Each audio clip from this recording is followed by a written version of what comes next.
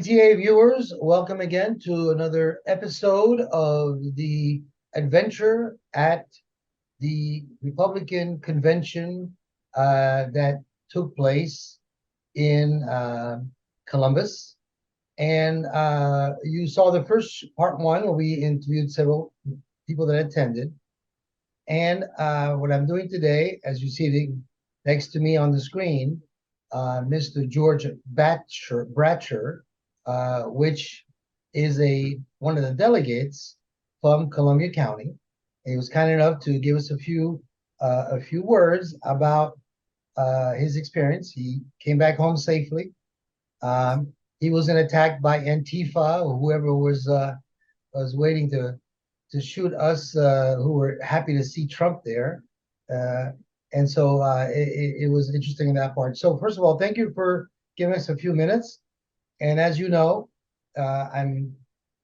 this is a segment of what I'm calling ATC on CTA, which is Augusta True Conservatives on Conservative TV of America. And so technically this is hopefully maybe a weekly or a monthly show where we talk about what is happening in Columbia County now that we have our local channel on 49.4 covering all of Augusta, and we're very happy with that. So in essence, tell me about this fourth experience. This has been your fourth trip to these conventions. And so tell me what you thought, especially, was this one any different than the others you've been to? Well, thank you, Claude. And first off, before we begin, I'd like to say I am really happy to see your television, conservative television, come to our area, and that's one of the things that I think we've been lacking, and we're looking forward to how this helps get our conservative message out to more people in the CSRA. So thank you for allowing me this opportunity to talk the convention, but to get word out about what's happening in our area for conservatives. Yes, as you said, this is my fourth time at a state convention, and it was definitely different. As you probably heard, it was the first time that Georgia has had a former president, attend our convention. So in terms of things being different, yes, from security to having more, I think a record number of delegates, first time. I think a couple of times during the convention, there was word that the fire marshal was walking around just to make sure that we were keeping the aisles and keeping the doorways clear. So you knew that this was a little bit different in terms of we've held the convention in Augusta. I had a great crowd there. We've held it in Savannah, great crowd there. And the last one was in Jekyll Island. And so the one in Columbus, they really did a fabulous job of setting it out in terms of the facilities. And then, of course, just making sure that each of the delegates and alternates had things to do from Thursday until Sunday when we left. So definitely a different one for me in terms of obviously a former president and then someone who's running for president again. So and maybe from jail, you never know.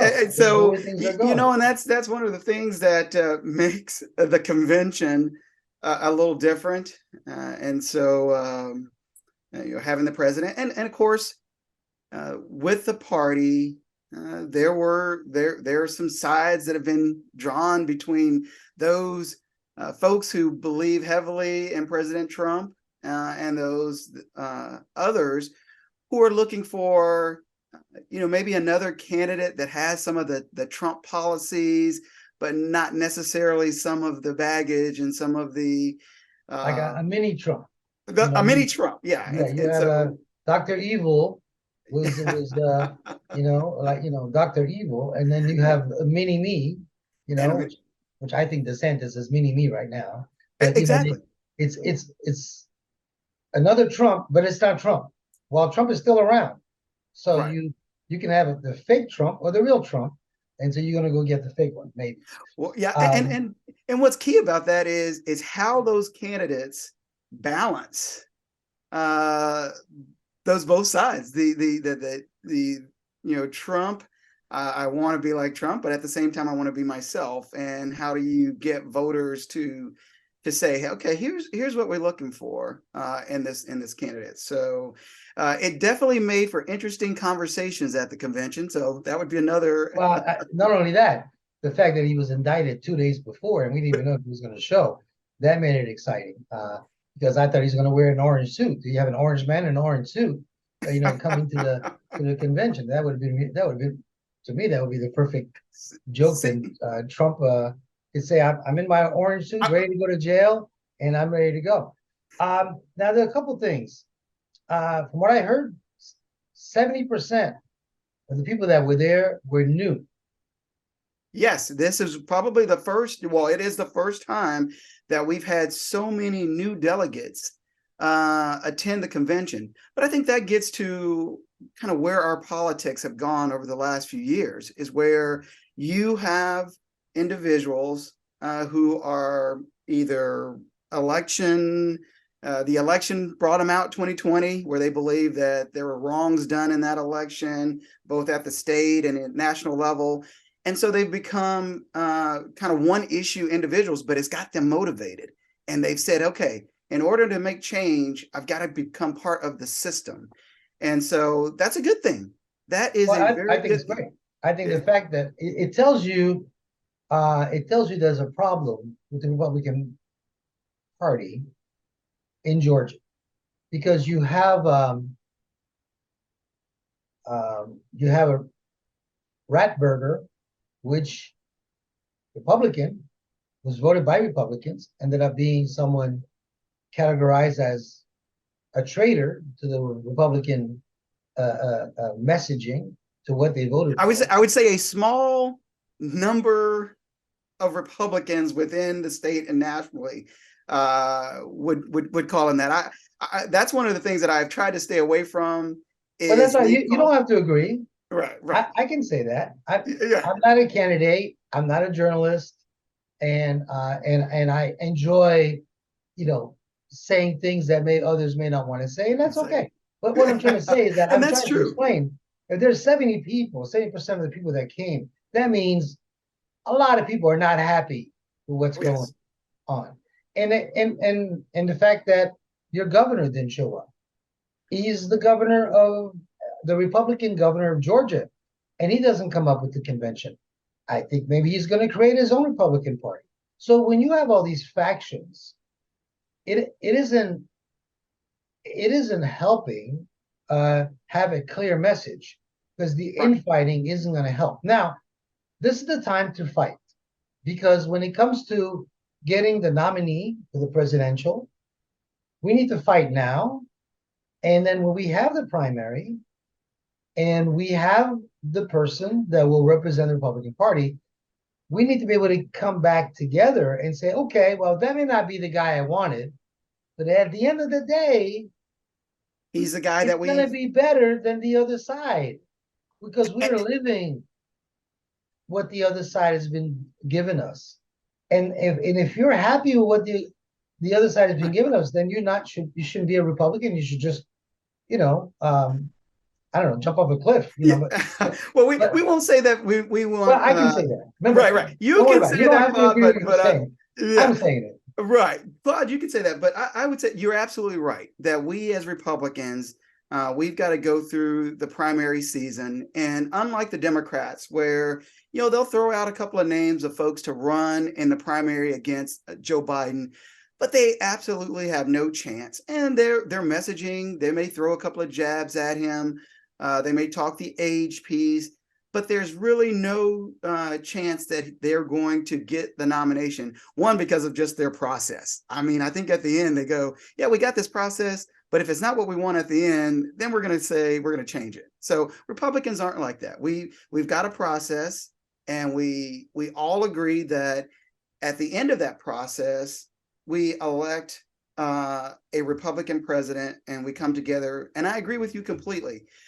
But what I'm saying, what I believe we have to do is we've got to come together, but with the right message. I think in 2020, folks, they will stick and say that, it may have been voting machines, it may have been this, but it was messaging. I believe we've got to come together with a message that resonates with not only Republicans, but a growing population of independents in the country and in the state. I'm a retired military officer, and I've traveled the country. I've traveled to other countries. I was in Iraq when they began their first voting, their freedom voting, and how important it was for those Iraqis to go out and vote. And somehow in America, we take that for granted. And so what I am what I'm excited about is that there are so many more people that are getting more involved with the political process that may have not, they didn't do that before. And so I'm glad that Well, they're you have to thank the liberals because their policies, um, the strategy of creating all these shiny objects or yes, distractions. arguments, Yes. distraction, putting men and women's sports Sports, and right. and making trans, trying to turn your kids into trans, all of that, Right. letting Right. that Drag happen. shows at schools and All of that is to libraries. get all of us excited and angry Yes. while while they're sending billions to Ukraine, and Brain. while they're doing their all dirty work, and Pelosi keeps making hundreds of millions of dollars, while the Right. machine goes. But at some point, it it gets to a point where the dam breaks. And I Yes. think this is where we are now, because you started messing with the kids. Now you got kids coming home saying, "Hey, happy Pride Month," and Right. nine in Georgia, I think 80% of the homes they come to, they're gonna get a whipping because they ain't no pride in that house going for this Right. month. Right. So in my thinking, there's got to be you have to think, as we can hate them, we got to thank their craziness, because they're putting people in a situation where independents are saying, "Wait, this is going too far," you know, Right. Right. and Exactly. and whatever happened in 2020, it's not that the problem that I have is not because there was problems and there was issues and it smelled funny. It's the fact that you were not allowed to say that something was wrong and it smelled funny. And that tactic of shutting you down, or having an issue with the vaccine and turning you into a terrorist, or being a parent in a school board meeting and saying, "Wait a minute, I don't want my 5-year-old to see two men kissing in his learning how to read book. I Right. don't think he's ready for that," and then being treated as a terrorist. Only crazy people or stupid people do that, because now you're creating the attention. You're bringing attention to those who live their lives. They just watch football. They just have their barbecues. They go to work. They go fishing when it's warm enough. They don't really care so much about politics. They don't want to hear it. And now you're forcing these people to actually see what's going on. And 90% aren't happy. And Well, maybe some of them became delegates. yes. I mean, and that's true. And it's one of the things that I saw when I ran for the school board, is that there were so many folks that weren't involved in the politics of the school system, and so they didn't know that each of the books or new books that are offered or introduced to school districts, there is a public participation period where parents and the community can go out and they can review the books that are going into the schools. And so I think what really, as you said, the Democrats basically woke Republicans and conservatives up to say, "Hey, this has been going on. We've got to go out and we've got to start asking, what are these books? I mean, and if we don't like them, let's, stand together and get them either banned or brought out of the school system. And so I think it's not that it was never there. I think the process has always been there. It is just that we were not as involved as we should have been in those processes to see what our kids were being taught. And of course, the media has also helped, because there were things that, I'm doing my football games. I'm going to the gym after work. I'm working, so I'm really not trying to go to a school board meeting, at 5:30.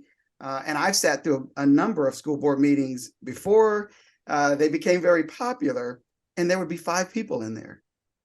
And so now you go to any school board meeting across the country, and the room's going to be packed.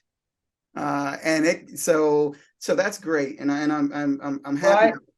Well, I'm very old, so when I went to school, I went with Abraham Lincoln. That's how far I old am. But I like the old ways. When the kids, if they're gonna have pornography in school, they need to sneak it in. That Playboy, you sneak it in your bag and you share it with your friends.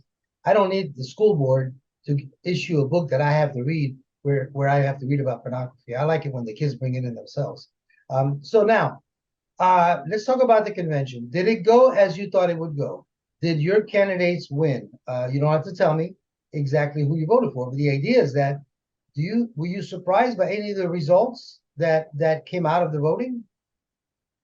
Well, I was, in terms of the state chair. I was supporting a candidate that did not win, but I thought had what we've been looking for in the state party in terms of grassroots. But she didn't win, and now we have a new candidate. I thought, and I believe that we're going to have to get behind, and hopefully he can unify the party and get us under one message. It can't be, because I've heard a few times him speak and talked about his being a lawyer and being able to raise money. And I am still convinced that we didn't lose 2020 because we didn't have enough lawyers or we didn't have enough donors. We had the money and we had the lawyers. We just didn't have the message. And so it is very important that our next chairman start from day one trying to unify the party with the many voices, as you said, that we have in the party, which isn't bad. There should not be a one, this is the only thing is said in the party. There are many voices. There are many perspectives in the party. But as you said, we have an opportunity to voice those perspectives, but then there's also we got to cut it, and say, here's what we're going out, because that's what Democrats do. Democrats go in and say, okay, I got different factions here, got different voices, but we're going to come together and we're going to go back out there in a unified message, unified team, and that's what we're going to do. Republicans sometimes don't do that very well, and that's what we've got to change. Exactly, and we hope CTA to be. And you can help. The CTA can help us with that messaging. Well, we were created for that. I created that for that reason. Right now, we're on Roku, Amazon Fire, 80 million homes as far as that way, or live on our website or your phone. But we believe in local content, local channels. So we started at Augusta a couple of weeks ago. We should have Macon and Savannah in the next couple of months, and Atlanta. So before the end of the year, we'll be covering the whole state of Georgia. Well, that's great.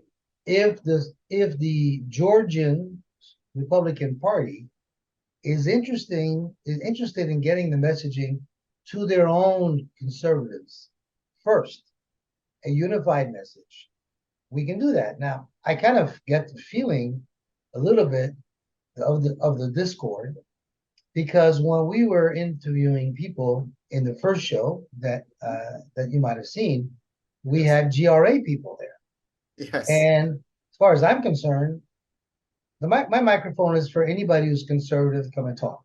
Now you're conservative, blue dog, conservative, red dog, whatever dog you want to be. You want to be GRA, you are this. I'm gonna put the microphone on you and let you speak. And I'm not taking sides. I am naturally anti-rhino because I think that is against the party. If you're a Republican in name only, then you don't belong there. You don't you are basically, you know, you're playing a game to get elected using a Republican label, and in reality, you're not. You know, it's not happening. Right. So that's if I can say that CTA has any faction that they're, I'll let them speak. Don't get me wrong, because we want everyone to speak, but we're not going to be in a position where we're going to uh, have, you know, support those that themselves declare themselves to be rhino. And I don't think many people do that, even though they may be. So, but besides that, all I can tell you is that we got a lot of feedback, and people really liked the program that we did with the interviews. But there was a couple people who got nervous because, oh, why are you letting the GRA talk? The GRA is trying to destroy the Republican Party. I'm like, but they have to, you can come and talk too. If you are or not agreeing with GRA, come and take the microphone and talk. As long as it's respectful and you have perspectives that make sense. But I didn't hear anything the GRA was saying that bothered me.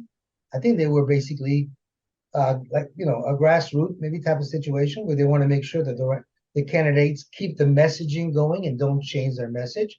Like I brought up the you know, Ratburger. But regardless, I got a taste of that internal squabble there is, and if they don't see me as a vehicle to help them all get together and get the messaging, then I think they're making a mistake. Well, and I agree.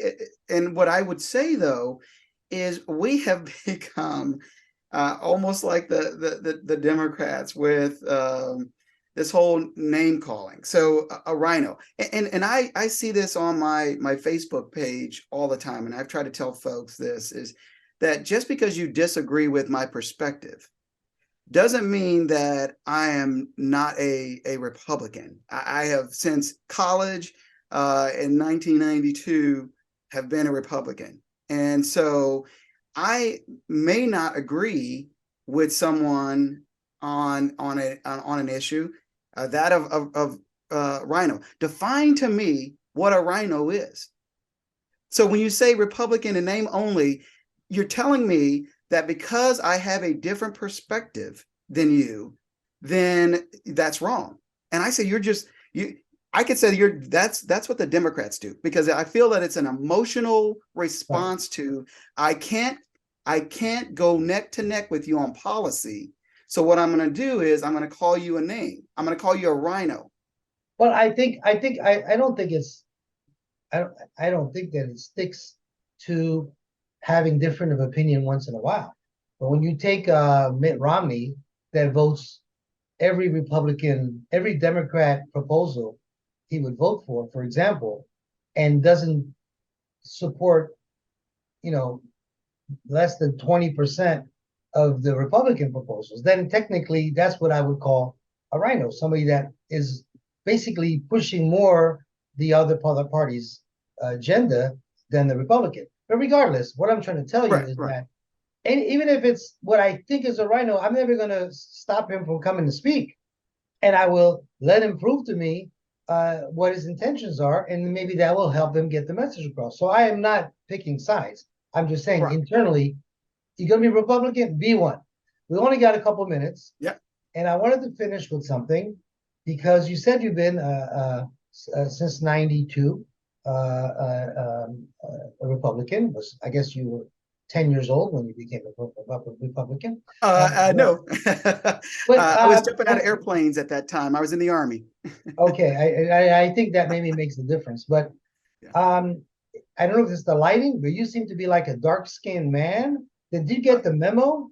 Aren't you? I'm Did you not get the supposed to be a memo? Republican. Yeah, I mean, what are you doing being a Republican? You know, you didn't get the memo from the Democrats. What is wrong with you? Right, right. I don't play the victim piece. And of course, it's the same thing. When I was an intern in Tennessee, was with the Senate Majority Leader. I was the only dark-skinned individual up on the third floor with Republicans. I had Marsha Blackburn was a state senator at that time. So we've got a few of those folks that are now in Congress that were in the Tennessee House and Senate when I was there. So yeah, I don't go with the I got to vote this way because of my color, and so that's why when someone says that I'm a rhino, I'm going, well, I was a Republican when it wasn't cool, and I still No, get it from both sides, Democrats and Republicans. So I said I must be doing something right. exactly. No, I commend you. I commend you because it takes a lot of courage. It takes courage. I surrounded with Black Republicans. I put them on my channel all the time. I have Dr. Alan Keyes. I have Diamond and Yes. Silk. I have a great show with two guys in California, a white guy and a black guy called Brian and Cedric. And they're great Yes. friends, but they like to do the comedy bits about whites and blacks not supposed to be together. But I want to close with this. Right. I am more African American than you are Whoa. because I was born in Morocco in North Africa, and I'm an American citizen now. So I'm an African American, even though my son says that he wants to be, he's mixed because his mother is black. So he told me the other day, 2 years ago, Dad, I want to be peach like you. So I said, peach. And I've been peach from now on. I've always filled out all the forms, not white, not black, not Latin. I am peach.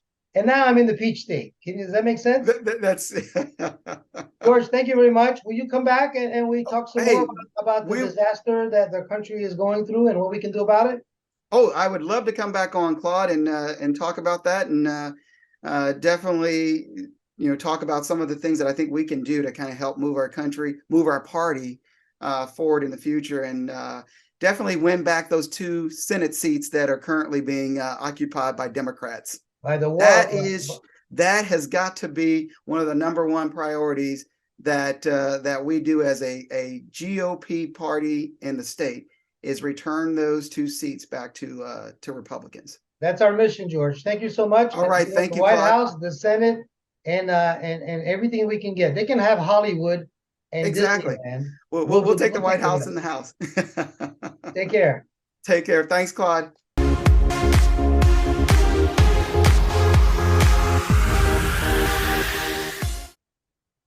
Welcome, everyone, to the second part of our special program that we are produced post-convention, post-Republican Trump speech, Republican convention, the delegates, Georgia, what happened in Columbus. And we had George for the first part. And now we have Mr. Joe Edelman, which we like to call Joe Grassroots Edelman. And welcome to CTA. Welcome to this special program. You are a brand new delegate. You're actually the chairman of the Columbus County, the Columbus. I'm sure I'm not getting it right, but you are the chairman from that area.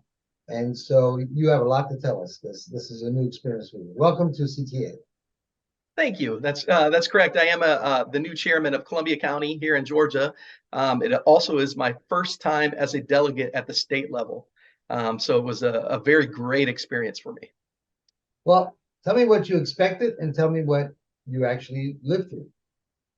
So I think, I didn't really know what to expect going in new, which is always something. I try not to put any expectations on something new like that because I just don't know what to expect. But I was pleasantly surprised about what we experienced during the convention. We brought in some great speakers. Some of them were people I had heard speak before. Some of them that were people I hadn't heard speak before. They offered some great training opportunities for people who are new, or even people who were previously existing members of the GOP party. So I think that all in all, it was a great experience for a first-time delegate. I think there was a lot of new things that happened in this convention because of the added security around the President Trump being part of this event. But I think all in all, once we got over those security loopholes, I guess is the best way to put it, I think everything went pretty smoothly once we got into the convention and started the convention on Saturday. And so it's a 3-day convention. On Thursday, the state team meets. Then on Friday, the convention actually kicks off, and they had some training sessions as well as some dinners and meet and greets and things like that of all the candidates that were running. And then Saturday, we conducted business. Yes, there were speeches on Saturday as well, but we also conducted business on Saturday. And business was, we needed to elect our representation at the state level. And so we were we got through all of that fine. One thing that we didn't get to were the rules and resolutions. We didn't get to vote on those because by the time we got to that vote, we no longer had a quorum in the audience. So we weren't able to vote on rules and resolutions for this cycle. Well, do you think, from my information, I think there was 70% of the people that were there were new to this process, which I think is exciting. Every time we get new blood, it's always good, a new interest. And would you say that the attendance, which was very high, I'm assuming what I'm told is the attendance was much higher than previous events.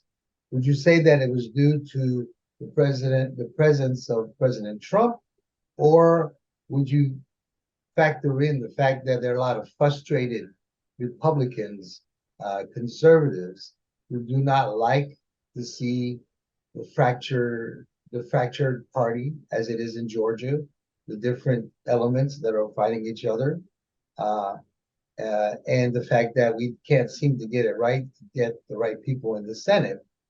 So what do you think is the reason why the attendance was so high? I think it's a little of both, but I think it's more people are starting to get more involved. And the reason I say that, we had about 2,300 delegates at this convention, which I think was a record in itself, just to have that many people involved from a delegation perspective. And then we had 3,500 people in attendance total, approximately. So there were 3,500 people in this facility on the day of business on Saturday. But as I talk to my constituents across the county and across the state, more and more people are starting to get involved from a grassroots perspective. People like myself and other patriots are getting involved because we just don't like the direction of our country, especially under the leadership of the Biden campaign and all the things that he's kind of brought to the table. So I think, people are really wanting to make sure that whatever candidates represent them from the Republican or conservative perspective represent their values in a way that can elicit change. And sometimes we put leaders out in front of us that just are status quo. They just kind of go along to get along. And right now we need strong leaders that are willing to kind of rock the boat a little bit and get this country back to its founding principles. And so I would tend to lean more towards on, the grassroots were the reason why the attendance was so high here. I met many people during the convention, and this was their first time. And we're talking about a very educated delegate base. You always have your lemmings. You always have the people who are just kind of go along to get along, right? But I saw an emergence of people who really did their own research on the candidates that were presented in front of them, and on the rules and resolutions. That a lot of people put a lot of work into the rules and resolutions. Unfortunately, we didn't get to that, but I believe that the grassroots really had a strong turnout in the community, and the people spoke. And part of the reason why I can say that too is because you look at the nominees that were put forward by the two entities that kind of control Georgia politics. And so on one side you have the traditional GOP, right? And so the nominations committee put their people forward. And then you have the Georgia Republican Assembly, which is it's an affiliate of the overall broader Republican assemblies across the United States, but it's our chapter, and they put their nominees forward. And surprisingly, there was only one difference between the two slates that were put forward by those two entities. And from the nominations committee, Van Gundy was the pick at first chair, and then from the GRA at first chair was McCarthy. And so, if you look at who they chose and who the people chose, the people, and I watched Steve Bannon over the weekend, and one of the things that he talked about was how the grassroots movement, people who are focused on election integrity, were the ones who overwhelmingly won the state of Georgia. And I would say that is overwhelmingly true. And so if you look at the slate of individuals that got nominated, every single one of those people ran on principles behind election integrity. So who was the winner? The McCarthy? Yep. So we have McCune at chairman. We have Pritchard at first vice chairman. At second vice chairman, we have David Cross. And I'll talk about him here in a second. And then we have McLean at treasurer. We have Ekman at assistant treasurer. And then we have, give me 1 second to remember, Jeffords was secretary, and then Susie Boyles was nominated assistant secretary. And so it was kind of a surprise winning list. And then it definitely was a surprise winning list in comparison to what the nominations committee had put forward and what the GRA had put forward as well. And you're talking about people who have really dedicated their lives to exposing some of the things that are happening with our elections. Susie Boyles is a great example of that. She was a whistleblower I believe in Fulton County, or I believe it's Fulton County. I'm not positive, but she came forward. She risked everything to come forward and blow the whistle on some of the things that she was experiencing. Well, I think Fulton County is getting the nickname of full of it county, because that just seems to be the county that has a question mark at all times, and I think the COVID perfect storm for 2020 hopefully will not be in place. I think there were efforts made for election integrity. And when they ask me, am I an election denier? My obvious reaction is, no, I'm not an election denier. I don't deny there was an election. I'm a result denier. I don't believe the results. That's right. That's the part I'm denying. There was an election, if you want to call it that. So, and I understand. And I think every day we're getting more information about ballots appearing out of nowhere. We just got a confirmation from finally last week, a couple of days ago, from the post office confirming a whistleblower that had a truck with about almost 300,000 sealed ballots to drive from New York to Pennsylvania. Why is that not something to be worried about? Why is that okay? And look how long it took from that whistle being blown to actually getting confirmation from the post office, because The record is theirs, their truck. And now to get to the bottom, but it would take an FBI who's really interested in getting the bottom of it, because this is an FBI, should be an FBI investigation. And they won't touch it because it's the problem with having DOJ, FBI, CIA, IRS becoming a political arm. And that is why your people are out there upset, why they feel they need to get back into the politics, because their kids are being forced to celebrate Pride Month, and try to figure out if they're going to be a gender issue when they're 7 or 8 years old. When they can't even decide what they have for breakfast that morning. So at the end of the day, these are, the points that the Democrats are pushing are now hitting at home, and people are coming out to join. And I think it starts with denying that there was a real election, that it was done correctly.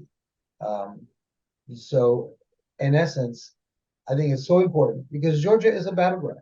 I mean, I was living in Florida, and I moved here 2.5 years ago to create CTA because I needed to be in a battleground state like here, where I would be able to help convince people that this is the right thing to do, to listen to the truth, and to not just be blinded by what the Democrats have been doing.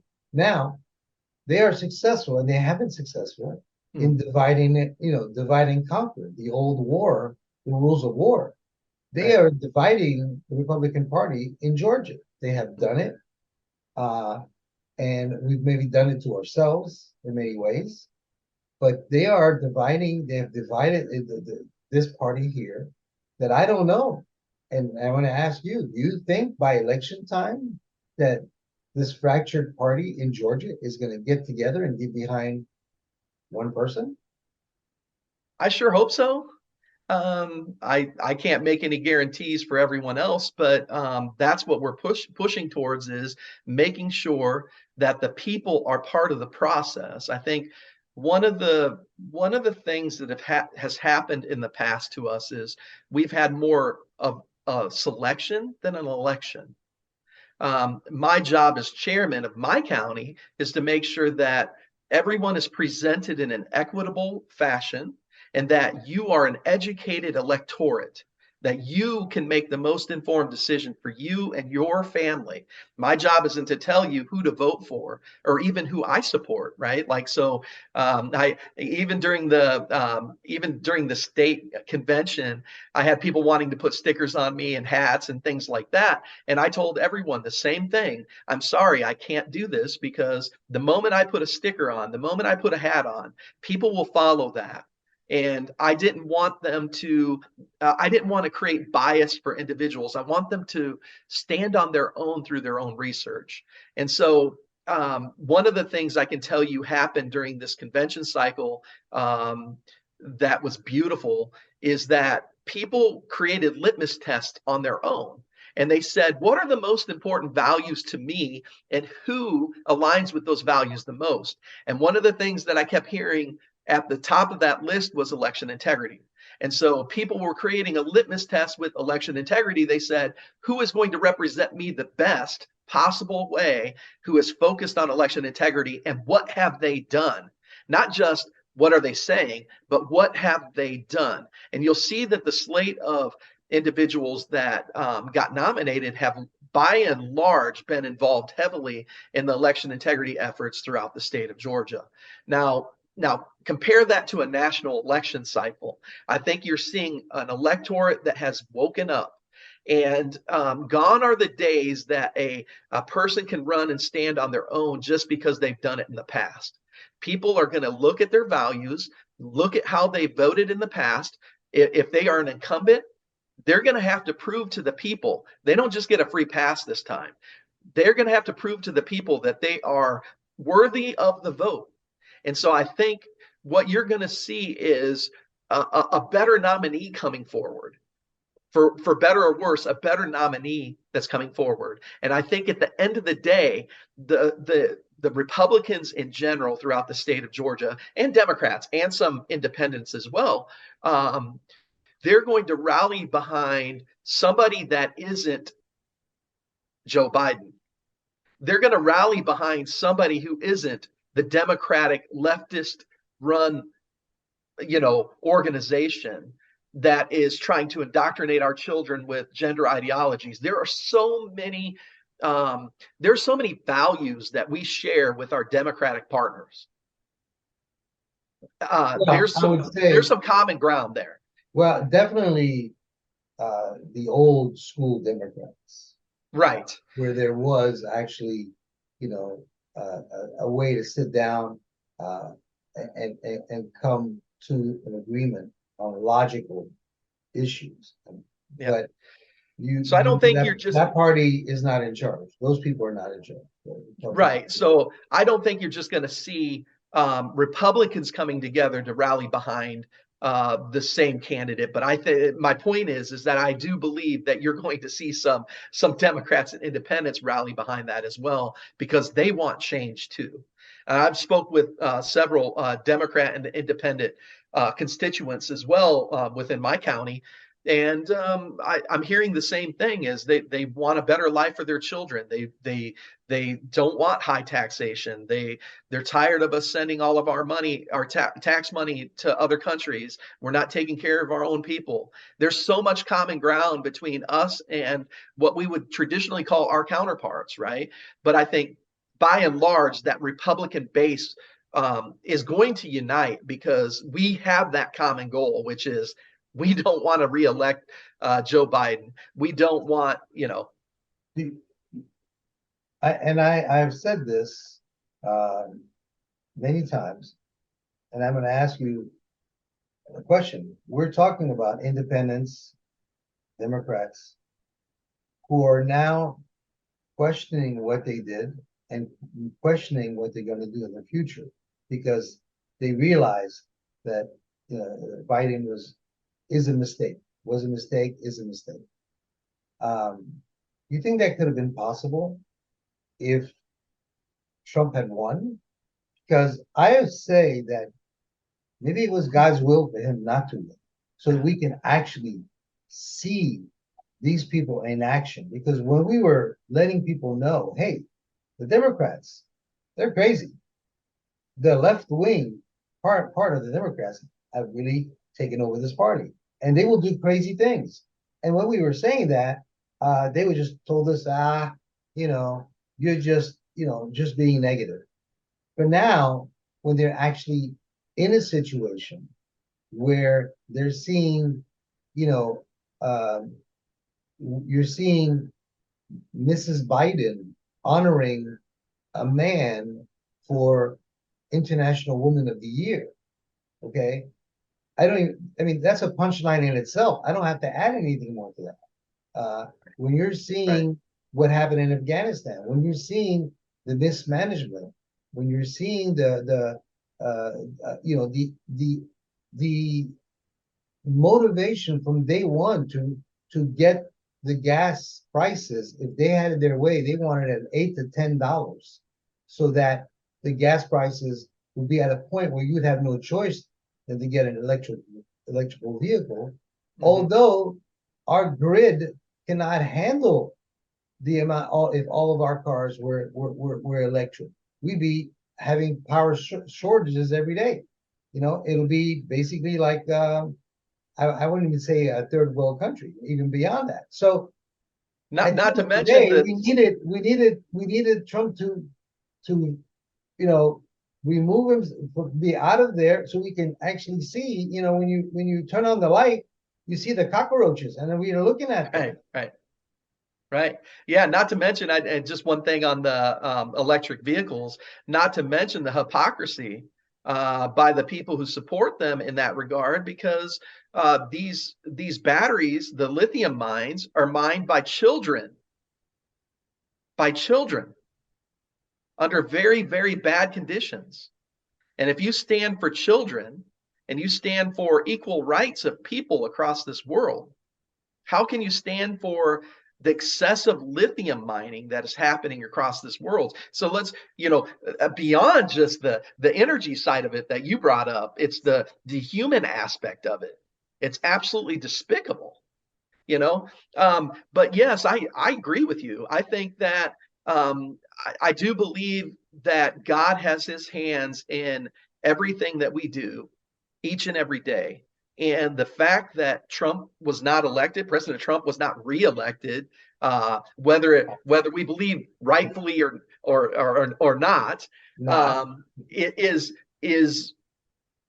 his will, was his will. And we're starting to see more people, including myself. I'm involved now. I wasn't involved at this level before. And there are many other patriots and America First patriots across this country that are getting involved. I talk to people from all different states.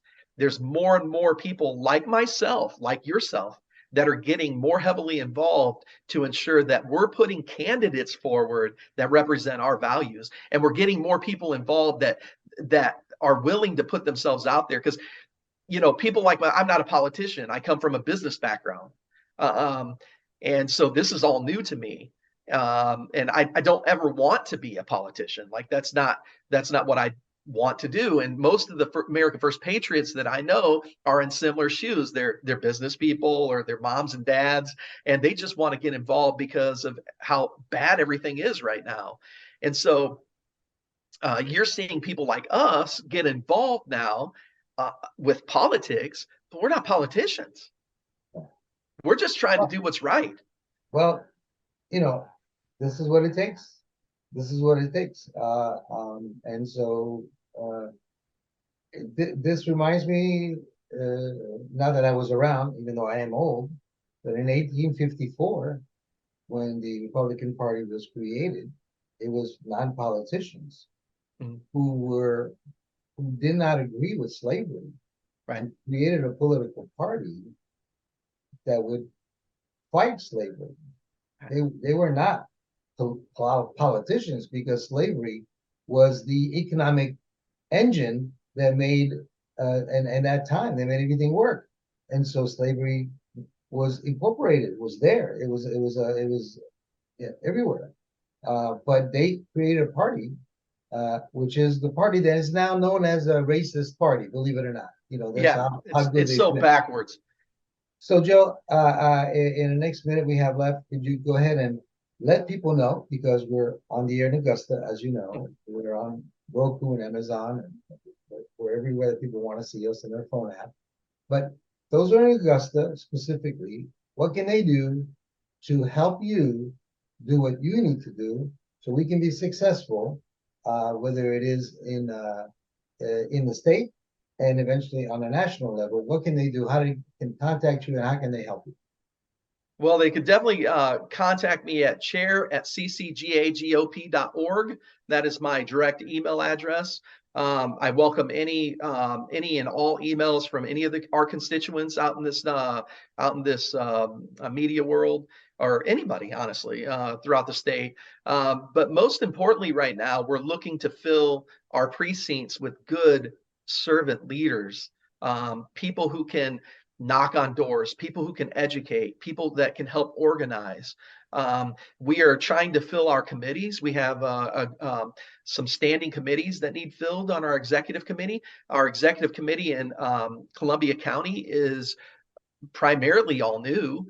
We have 4 members that were existing members, and the rest of us are new. Out of 11, most of us are new, and so we're trying to move forward, but we need to fill some positions. So we have these standing committees that are responsible for different aspects of our party. So we have activities committees, finance committees, those types of things. And so I need people to fill those positions Is there so that we can a help. phone number also, or just the email? Just the email right now. I'm trying to work out the details of the phone number, just to ensure that it's working in the most effective way. But the email will definitely reach me. And again, my name's Joe Edelman, and I am the chairman of Columbia County. Joe, this is not the last time that you're going to be on the air at CTA, I am sure. So we're looking forward to continue to work with you and have and all, not just through this election, but I think we need to be on the air for generations to come, because Thank you. we're always one election away from disaster, and we're living that disaster right now. Thank you, Joe. Yep, thank you, Claude. I appreciate all you're doing, and I'm so thankful that you all reached out to our market and are present in our market. And I look forward to working with you a lot more. We've had some great conversations, and I really look forward to this partnership. So are we at CTA. Thank you so Yep. much. Ladies and gentlemen, that was our show. We will be back occasionally with special messages that concern Augusta, Georgia, the world, whatever we think that there's something needs to be said. And these shirts here are available, CTA shirts. And that's the only sticker I think Joe will wear the next That two is weeks. true.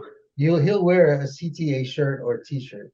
Yes, I will. That definitely will be welcome. All right. Goodbye, everyone. See you soon. Bye. Take care.